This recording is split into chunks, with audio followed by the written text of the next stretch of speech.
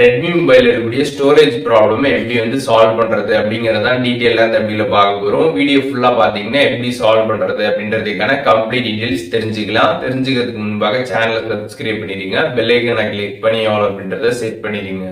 வீடியோக்குள்ள போகலாம்.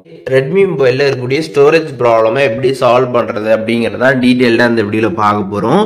இப்போது நீங்கள் வந்து உங்களோட ரெட்மி மொபைலில் இருக்கக்கூடிய செட்டிங்ஸ் ஆப்பை நீங்கள் வந்து ஓப்பன் பண்ணிடுங்க. ஓப்பன் பண்ணிட்டு கீழே ஸ்க்ரால் பண்ணிங்கன்னா ஆப்ஸ் அப்படின்ற ஒரு ஆப்ஷன் பார்த்தீங்கன்னா வந்து கொடுத்துருப்பாங்க. அதை வந்து கிளிக் பண்ணிடுங்க. கிளிக் பண்ணிட்டு அதில் வந்து மேனேஜ் ஆப்ஸ் அப்படின்னு ஒரு ஆப்ஷன் இருக்கும். அந்த ஆப்ஷன் கிளிக் பண்ணீங்க அப்படின்னா உங்களோட மொபைல் இருக்கக்கூடிய எல்லா ஆப்புமே இதில் வந்து லிஸ்ட் அவுட் ஆகும். இதில் எல்லா ஆப்லையுமே பார்த்தீங்கன்னா வந்து கேஷ் டேட்டா அப்படின்றது பார்த்தீங்கன்னா வந்து எடுத்திருக்கும். அந்த கேஷ் டேட்டாவை மட்டும் நம்ம கிளியர் பண்ணிட்டாலே நம்மளோட மொபைல் ஃபோனில் பார்த்தீங்கன்னா வந்து ஸ்டோரேஜ் ப்ராப்ளம் பார்த்தீங்கன்னா வந்து ஓரளவுக்கு வந்து கம்மியாயிடும்.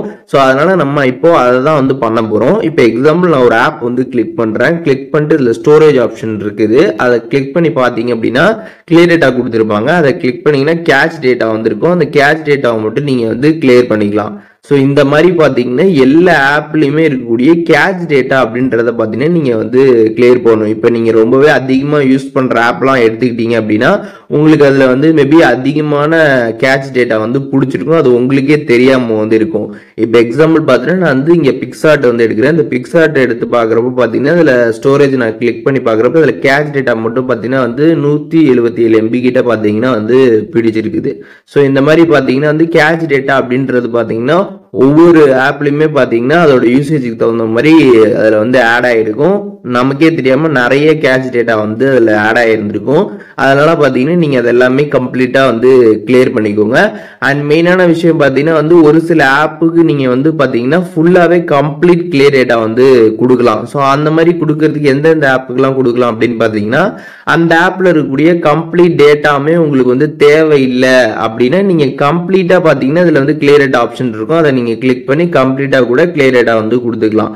ஆனால் அந்த ஆப்பில் இருக்கக்கூடிய உங்களுக்கு டேட்டா தேவையில்லை அப்படின்னு நினச்சிங்கன்னா நீங்கள் அந்த மாதிரி கொடுக்கணும். அப்படி டேட்டாலாம் வேணும் அப்படின்னா நீங்கள் கிளியர் டேட்டா கொடுக்கக்கூடாது.